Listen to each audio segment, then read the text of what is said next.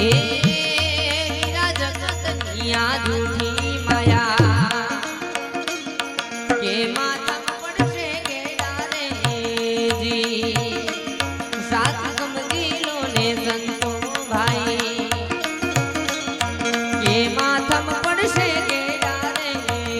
જી માથા પડશે કેડા રે જી માં ભગવતી મેલેડીના નામે ગ્રુપ છે એટલે લોકગીતો તરફ વળવું છે અને થોડી મોજ કરીએ એટલામાં સુમતભાઈ પણ આવી જાય. માં ભગવતી આ ખોડિયારની અરજીથી શરૂઆત કરીએ. જેમ આપણે પાંચે પૂનમના વ્રત કરતા હોય, દશામાના વ્રત કરતા હોય, બેન જાહલને 5 પૂનમના વ્રત ચાલે બાપ, અને એમાં સિંધનો સુમરો આવી બેન જાહલને કેદ કરે છે કે આ તંબુ નાખે છે. સિંધનો સુમરો હતો એટલે બેન કાંઈ કરી શકવાની નથી. વચન તો આપી દીધું અને બેન જાહલને જઈને કહે છે કે હે જાહલ તું મેરી બેગમ બન જા और मेरे महल पे चली आ. બેન જાહલ કહે છે હે સિંધના સુમરા હું તારા મહેલે આવીશ, તારી બેગમ બનીશ, તારી રાણી બનીશ, પણ મારું પણ એક વચન છે કે મારે માં ભગવતી આઈ ખોડિયારના 5 પૂનમના વ્રત ચાલે છે ને પૂર્ણ થઈ જાય અને પછી હું તારા મહેલે તારી બેગમ બની, તારી રાણી બનીને આવીશ. પણ માં ભગવતી આઈ ખોડિયાર પર વિશ્વાસ અને ભરોસો હતો કે માં ભગવતી કંઈક ને કંઈક વચલો રસ્તો નીકાળશે. અને પછી પોતાના નવઘણ વીરને ચિઠ્ઠી લખે છે અને માં ખોડિયારને અરજી કરે છે. પણ શું કહે છે? જેથી જાહલ જાહલ ચિઠ્ઠી લખી મોકલે અન વાંચજે મારા નવઘણ વીર, એ પણ સિંધમાં રોકી મને સુમરે,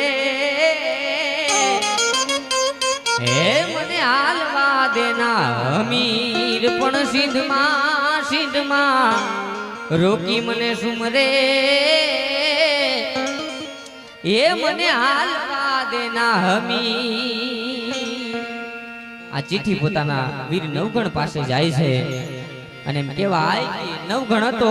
ઈના ઘોડાનું દળકટક લઈ બેન જાહલની વારે જાય છે ને એમાં માં ભગવતી વરુડી આઈ ખોડિયાર પરચા પૂરે છે. ઈ અરજીમાં કીધું છે ત્યારે કે તેદી અરજી સુણીને અંબા, અરજીને સુણીને ખોડલ, અરજીને સુણીને માં, અરજી સુણીને આઈ આવતી તીરે મારો હાથ રે સુણીને સીધાવતી તીરે ખોડલ મારે ખમકારી, ઓરે માં ખોડિયાર માં તું ખમકારી માં.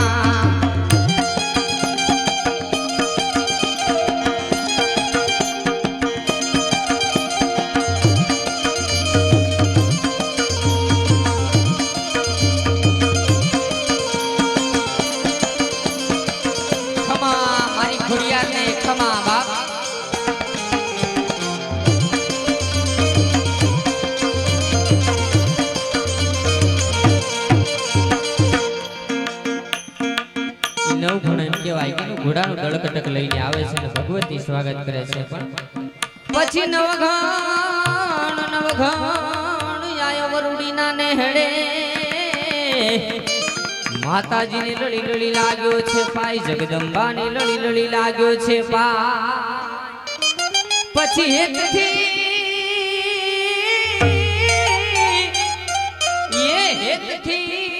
આયા હાથને લાંબા કર્યા,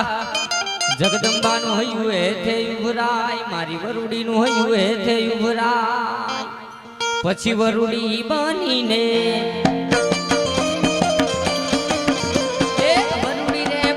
માતું વરુડીને બનીને ખોડા, વરુડી બનીને વિનવતી તીરે માનવ ઘડના વારણા લેતી તીરે ખોડલ મારે ખમકારી, જીઓ ચારણ જગદંબા તું મછલાળી માં.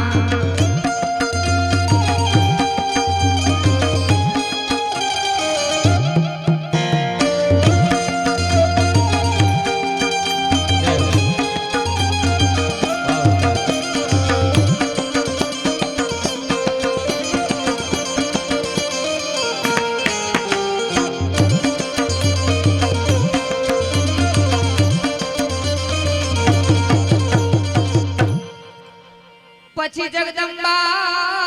જગદંબા ચડાવે ના નિયમથી કુલડી એમાં દખુટ દૂધડાયું ભરાય એમાં યખુટ દૂધડાયું ભરાય માં ભગવતી નાની અમથી કુલડી કુલે ચડાવેલી જોઈ અને ઈ નવઘણ માં ભગવતીને કહે છે કે હે જગદંબા હું તો આખું દડ કટક લઈને આવ્યો છું અને તું મને એકલાને જમાડીશ પણ મારે જમવું નથી એટલે રહેવા દે બેન અને ઈ ભગવતી પછી પરચો પૂરે છે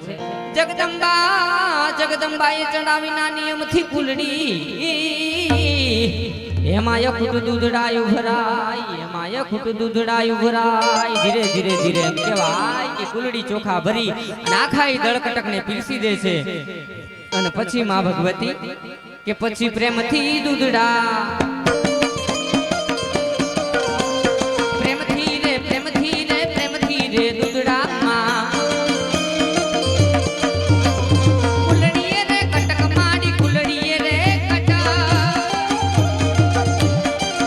પછી પ્રેમથી રે દૂધડા પીવડાવતી રે માં કુલડીએ કટક ને જમાડતી રે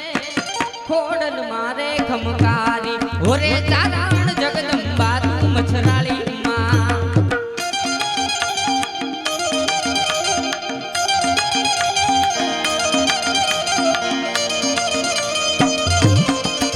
ખમા મારી વરુડી ખોડિયાર ને ખમા બાપ જય હો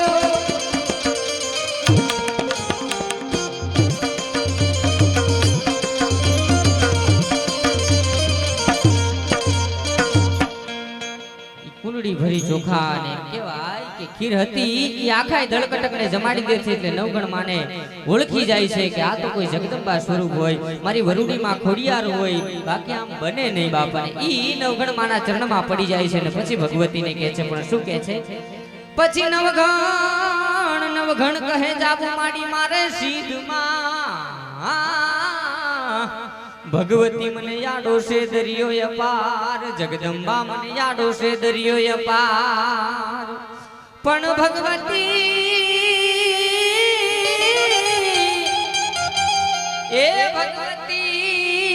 હવે તું માર્ગ બતાવજે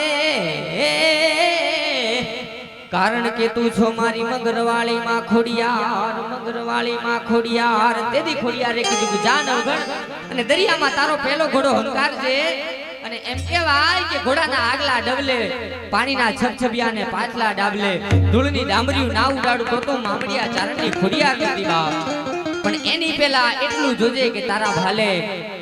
કાળી દેવ બનીને બેસું કાળી ચકલી બનીને બેસું તો માનજે કે મામડિયા ચારણની ખોડિયાર આવી હતી બાપ અને તેદી ખોડિયાર આવી પણ કેવી રીતે આવી તેદી ચકલી બની ભાલે